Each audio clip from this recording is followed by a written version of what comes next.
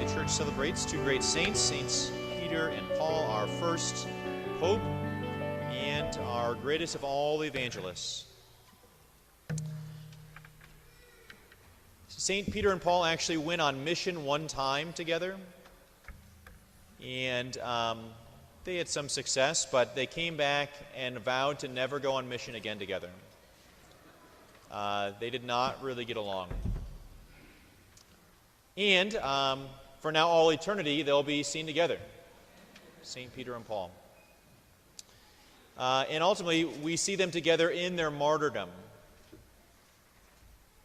both dying for the faith.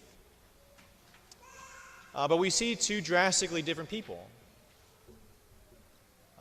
going about things very, very differently. Their natural gifts and talents are very different. We hear of St. Peter in the Gospel when Jesus tells him that he will be the Pope, and he gives him the highest bit of authority in the church and on earth. And we know that right after this is Matthew's Gospel, the 16th chapter, right after what we read today, Jesus reveals that he's going to have to suffer and die in order for that to happen. And Peter says, no, I won't let that happen. And then Jesus gives him a new title. He calls him Satan. He says, get behind me, Satan. You are thinking as man does, not as God does. So Peter, who's been elevated to this bit of authority, does not really naturally have that. After all, one of the very first things he does to lead all the apostles is away from the cross. St. Paul, on the other hand, a fairly natural leader. He would have been well known at that time. People knew him as a Jewish evangelist. Then obviously he converts. So what he was loved for, he's now hated for. He had a natural charisma to him. He was a zealot. He was zealous for what he talked on. When he spoke, people listened. When he said, we're going to go do something, people got in line. And so when Peter and Paul went out on mission together, there was natural tension. The one who should be the leader, maybe more naturally, would actually be a follower. The one who very naturally is the leader, this time has to be the follower. Right? They had I would call it an unnatural hierarchy. Peter really shouldn't be the higher of these two, but he is. Now we know that at some point they reconciled this because they're in heaven right now, and they couldn't be in heaven if they didn't reconcile. So Peter and Paul had a disagreement. There was a way of natural leadership that one of them had, and a natural leadership that the other one did not have. And they had to deal with that.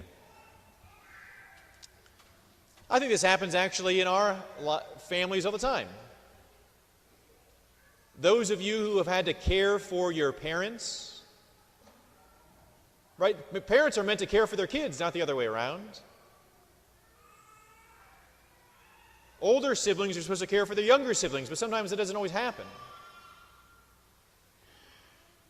I've been at parishes before where the pastor just didn't have natural leadership gifts. And actually the most powerful person in the parish was the secretary.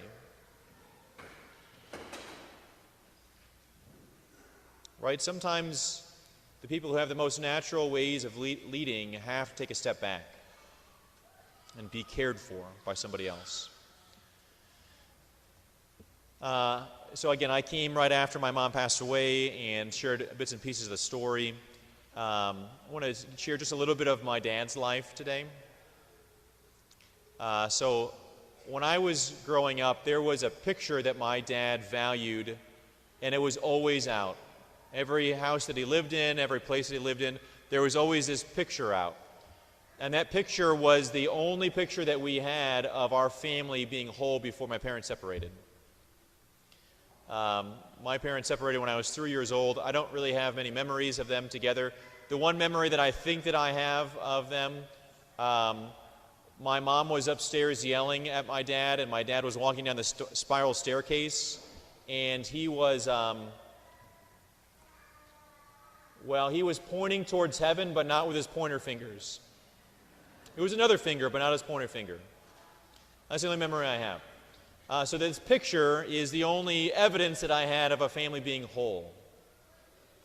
My sister is about 6 years old in it. She's got a cute little bridesmaid's dress on. It was my aunt's wedding that we were at. My mom and dad are dressed up very nicely, and I have this tuxedo onesie on. And it was pretty cute, I'm not going to lie. This is the only picture that we have of that. My family was not picture takers. I know that, like, right now, people take thousands of pictures for any one event. We used to just experience the event, but whatever.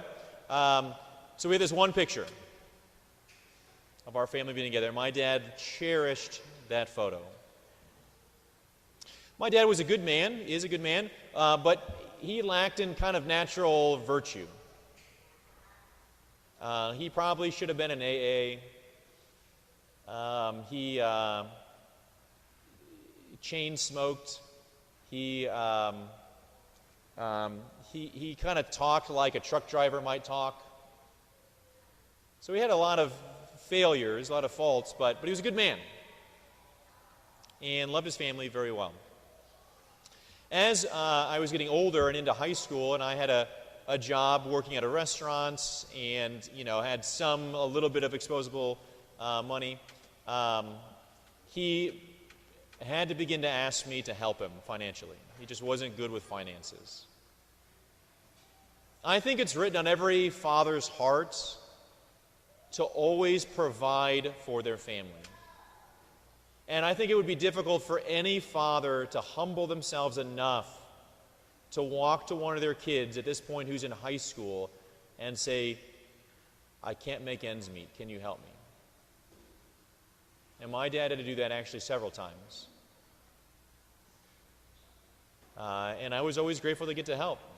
I knew that my dad loved me, and it was easy to give the money. But every time, he would wait to the absolute last possible moment, and finally, with shame, he would come and ask. Once I got into seminary, that became a little bit more difficult, just because I didn't have a side job or anything like that. Once I became a priest, I was able to help him out a little bit easier. My stipulation when I was a priest was always, but my sister should get nothing of this, Dad. And he would say, oh, yeah, she won't get anything of it. But then I would find out she got something, and I would say, what happened? He was like, no, that's money from somebody else. So you don't got to worry about that. That was not your money. So he just wasn't good at that stuff. And again, he had to go to someone he shouldn't have to go to ask for help.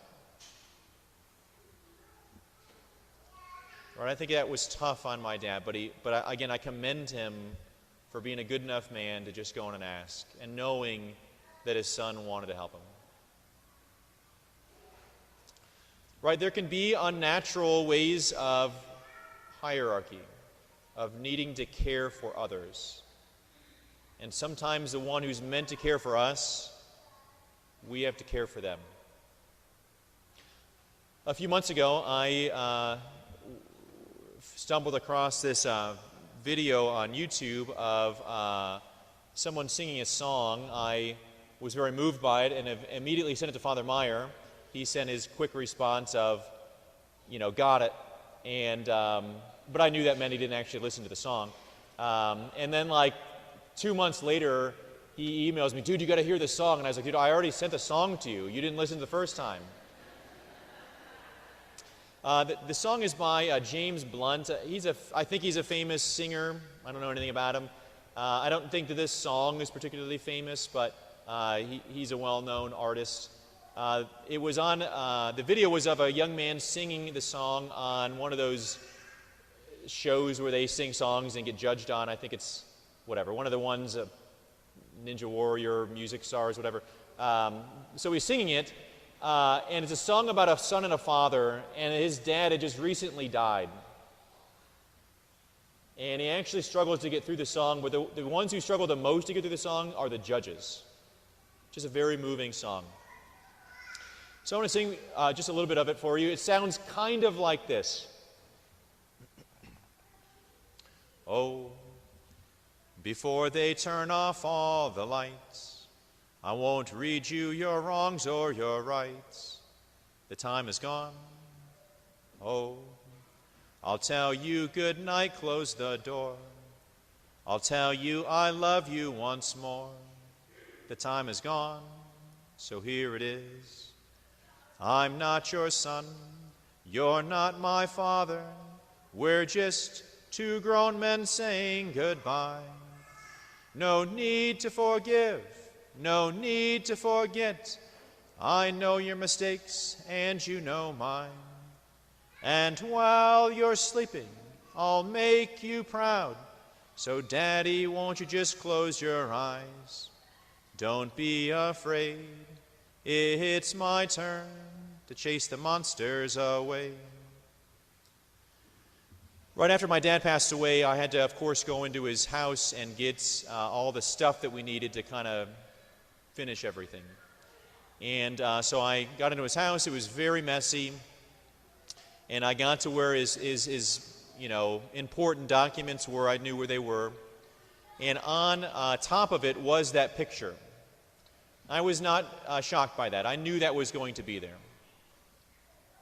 What was underneath the picture, on top of all the financial things, was the onesie that I wore in the picture. And my dad never told me that. For 35 years, I did not know that he had kept that onesie. Sometimes we have to care for people whose only thing they can do back for us is simply love us.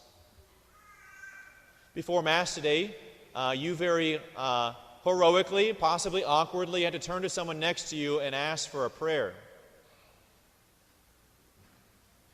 Were you honest? Maybe that someone is a child. Maybe that someone is your spouse. Maybe that someone's a total stranger. Maybe it's someone who doesn't actually make as much money as you. Maybe it's someone who, owes you money. Maybe it's someone you don't like that much.